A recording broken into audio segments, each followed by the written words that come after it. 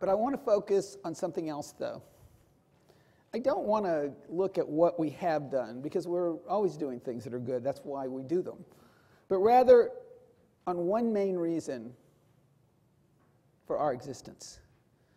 In a world that screams, that divides, that attacks, in which people cannot fathom a viewpoint different than one's own, in a Jewish community, and you know I'm right, where good and evil seem predetermined by some as to where one stands on the settlements, in a nation where Republicans and Democrats do not think that the other one lives on the same planet, the JCPA may be one of the last generally functional families in the world. So what is a functional family?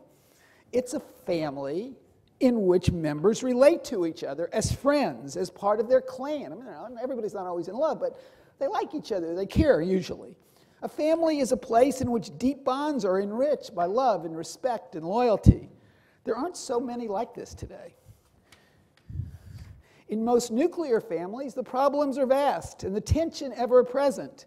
In most national or religious families, one group doesn't speak to another, and the divides are sometimes so visceral and so severe that words and pronouncements are a cause for alarm. He said this, she said that, let's fight. You all know those families? Yeah, okay. You're in one? In Hebrew, the word mishpacha, meaning family, also has connotations of nation or clan. When I look at the JCPA, I believe that one of our two most important roles is to find ways to keep our community, our clan, our nation together. The other role is to pursue a more just society, and the trick is to hold both of these ideas in one set of hands. It's not always easy, and to help the Jewish community move forward.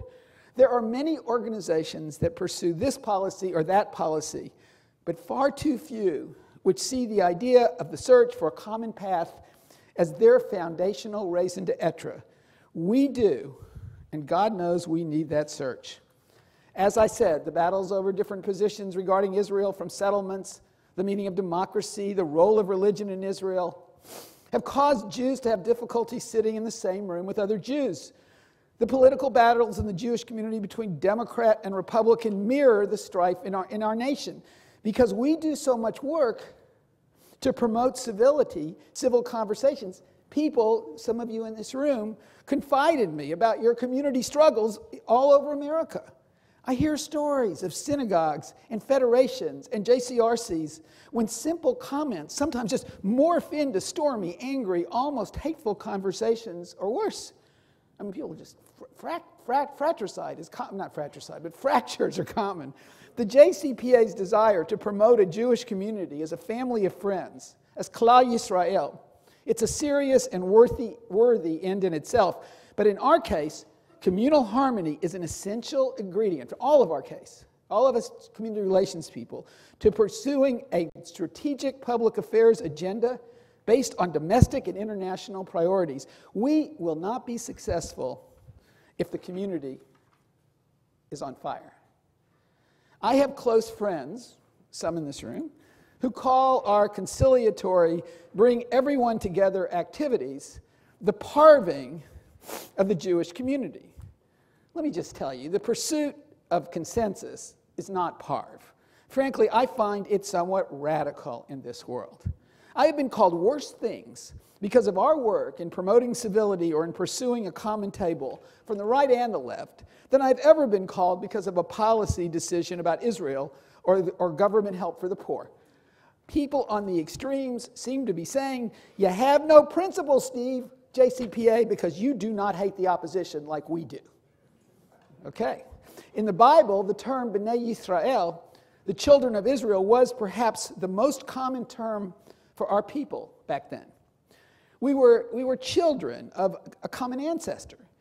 That's Israel or Jacob. We were a family, often not a family at its best. I mean, often, we had our problems, but a family that could accomplish the most when we could find a common purpose. And I find the challenges of Moshe, the most difficult.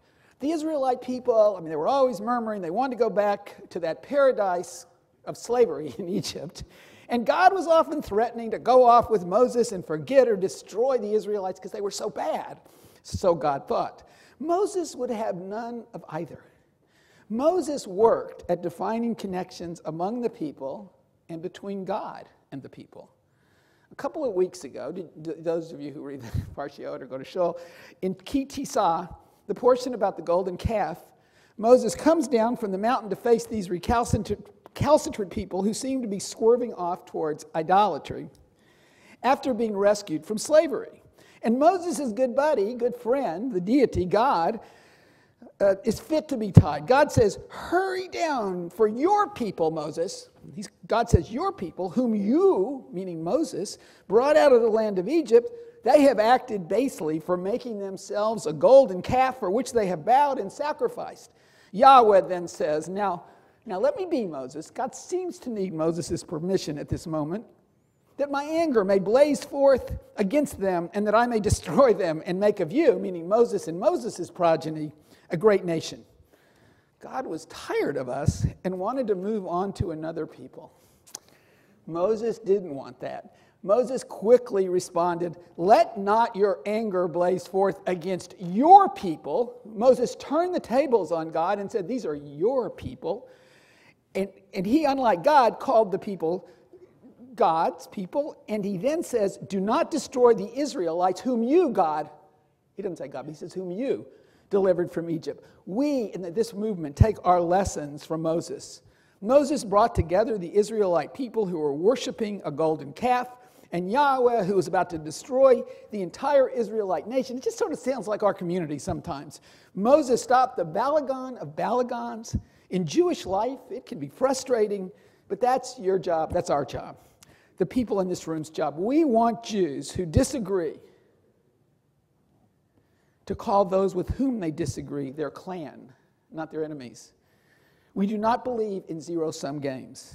We do not believe in my way or the highway solutions. We can hold back on a decision and not make it immediately on settlements or gay marriage because we want this family of ours to be a family of friends, a functional family, one that is sensitive to the concerns of other family members. In Frank Bruni's column in the New York Times last Tuesday, Bruni wrote of a gay wedding of a writer, Jeff Chu, whose Southern Baptist parents would not come to his wedding on Cape Cod. Jeff was not bitter, Jeff Chu. He is patient with his parents' struggle, which is also, by the way, Jeff Chu's struggle, because he's just his parents, and he grew up there. His mama does plan to visit him and his husband later this summer. Jeff's description of what's happening with his mom: I pull her along, she pulls me along, and we grow. He said, it's uncomfortable for both of us, but it is the path we have to take. Jeff's family is a family that works. That's like our family. The sages of the Talmud would often discuss an opinion which was not the majority opinion, not because it should have been the ruling for that moment in time, those of you that read Talmud know this, but because that ruling may be the right ruling for another time. Our people, just awakening from the rubble of Jerusalem, where strife and fighting had turned into the destruction, their destruction into the Second Temple's destruction. We were told that sinat chinam, senseless hatred, was the reason that the Second Temple was destroyed.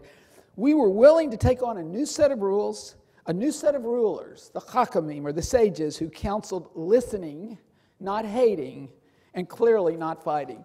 These sages, this Moses, were creating a family of friends, a people who cared about each other, who were sensitive to each other's differences, who could argue passionately without being ugly. The Talmud's passionate, and it's not usually ugly. The whole mishpacha could hear each other, could speak with each other, could be sensitive to each other, and at our best, we were and we are a family of friends. That's the JCPA at its best. That's community relations at its best. That's the Jewish community at its best. And one of my favorite poets, an Irish poet, William Butler Yeats, who well experienced the problematic nature of an Irish culture, which is like worse than ours when engrossed in strife. He wrote in one of my favorites of his poems, The Municipal Gallery Revisited, in the name of the great revolutionary John Synge, and I paraphrase this for us because the words are a little different. He said, "Say where our glory most begins, and ends and say that ours was that we are such friends. That's what we are trying to do at the JCPA. It is extremely important work. Let's go out into our communities, in our country, in our world, listening to those with whom we disagree, opening our minds to that disagreement, widening our tables so we can listen to voices we never thought we would listen to. We weren't going to stay in a room with those people. Allowing our hearts to be the best Jewish hearts they can be, and keeping our people a family of friends. Through this effort, we will be more likely to find common purpose and common pathways. When we work together, we have a much better chance of advancing our shared policy agenda. As the Mishnah says so elegantly, we may not achieve the totality of our goals, but we are absolutely mandated to try. That's are my thoughts today for us. No,